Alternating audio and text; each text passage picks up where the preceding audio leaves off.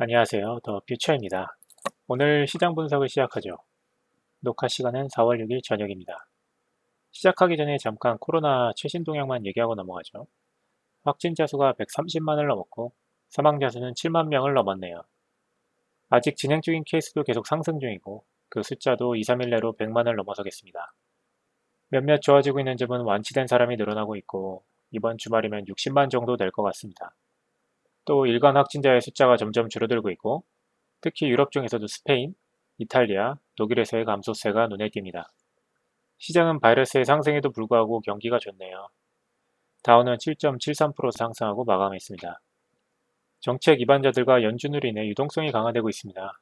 예를 들어 IG 크레딧을 보면 200억 달러를 2주 만에 시장에 풀었습니다. 또 다음 100억 달러가 투입되기 위해 준비 중이죠. 제 생각에는 이제 시장이 안정되었다고 판단하고 있고 리스크가 있지만 매수를 시도하고 있다고 봅니다. 하지만 여러가지 악재들과 이 악재들이 실물 경제에 미치는 영향은 계속 지속되고 있습니다. 트럼프가 취임하고 S&P가 2017년 1월 20일부터 상승하기 시작해서 2월 19일에 3,386으로 최고점을 찍었습니다. 현재 고점에서 22% 내려와 있는데 실물 경제가 받고 있는 충격이 시장에 전부 적용되었는지 판단하기는 아직 힘듭니다. 실물 경제에 2차 충격이 온다면 아마 5월쯤일 텐데 처음 받았던 하락장보다는 약할 것이고 그것마저도 각국의 정부가 최소화하려고 노력하고 있죠. 아마 중국에 가장 먼저 충격이 오고 다음이 이탈리아, 그 뒤에 뉴욕과 시애틀 같은 미국의 도시까지 한번 지나갈 것이라 봅니다.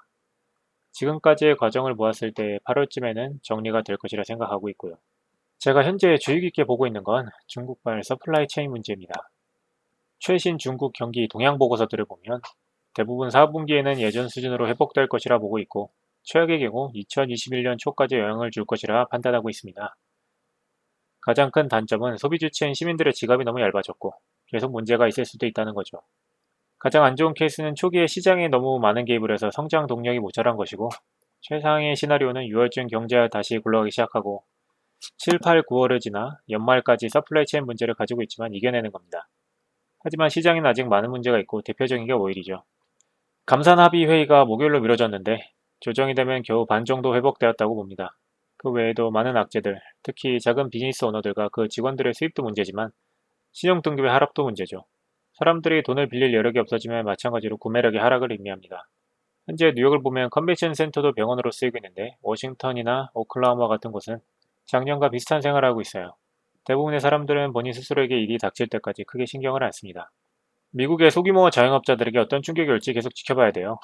이번 웰스파고 트윗을 보면 대출의 한계가 왔고 특히 작은 사업자들에게 힘든 시기가 왔다는 걸 알 수 있죠. 이 작은 비즈니스 오너들이 파산하고 사람들의 생계, 임금 등등에 충격이 올 것이란 건 당연합니다. 지금 실업급여 신청수가 1,000만인데 한두 달이면 2, 3천 그 정도는 쉽게 될 것이라 봅니다. 뱅크 오브 아메리카의 경우를 보더라도 22.8빌리언 달러의 대출 신청이 들어와 있습니다. 말도 안 되는 액수죠. 미국 도시 기준으로 현재 29%의 경제활동이 중지되었고 이건 GDP의 29% 다운을 의미합니다. 그리고 미국 주식은 22% 다운되어 있죠. 이 7%의 갭이 있다는 사실을 항상 인지하고 계셔야 됩니다. 영국은행도 비슷한 일이 있었고 경영진이 보너스를 반납했죠. 페드가 재정 지원을 할 때 등급이 낮거나 고위험군 소규모 사업체는 제외될 것이고 아마 큰 기업 중에서 신용 등급이 낮은 기업도 제외될 겁니다. 그럼 아마 그때가 대학살의 시작이겠죠. 또 이 상황이 주식시장에 어떻게 반영될지도 생각을 해봐야죠. 실물 경제와의 괴리는 거시 경제의 왜곡을 초래하게 되고 더 우려가 되는 것은 이번 사태의 수출 둔화와 침체된 수요로 인해 비틀거리고 있는 전반적인 경제에 미칠 효과죠. 페드가 기업을 선별하는 기준은 무디스 같은 신용평가 기구를 기준으로 이루어지는데 문제는 이 평가는 현재를 반영합니다. 선행을 하지 않죠. 유럽의 재정위기 때처럼 비슷하게 흘러갈 거예요. 유럽 중앙은행이 부채를 매수할 때 그리스 부채를 매입하진 않았죠. 아마 페드도 마찬가지로 정크 본드들은 매입하지 않을 겁니다. 설사 페드가 유동성을 투입한다고 부실기업이 아니게 되는 것도 말이 안 되고요. 하지만 유동성이 지금 능력을 초과해버리면 주가가 현실을 반영하지 못할 가능성도 있습니다. 그래도 지켜볼 점은 하락장에 또 많은 돈이 이미 들어왔고 주식 판매를 아직 하지 않고 있다는 점입니다.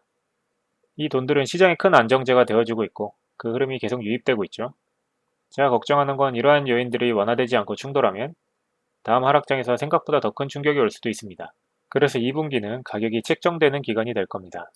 시장의 이번 반등이 기업의 성장 동력이 아닌 페드가 돈을 쏟아부어서 온 것이라면 미국이 정책 하나만 방향성을 틀어도 다시 흔들릴 것이라고 봅니다. 특히 실업자의 증가 수치를 볼 때 아직 하락장이 끝나지 않았다고 보고 있죠. 최대한 빨리 어느 선에서 조정을 받고 다시 경제활동이 시작되길 바랍니다. 감사합니다.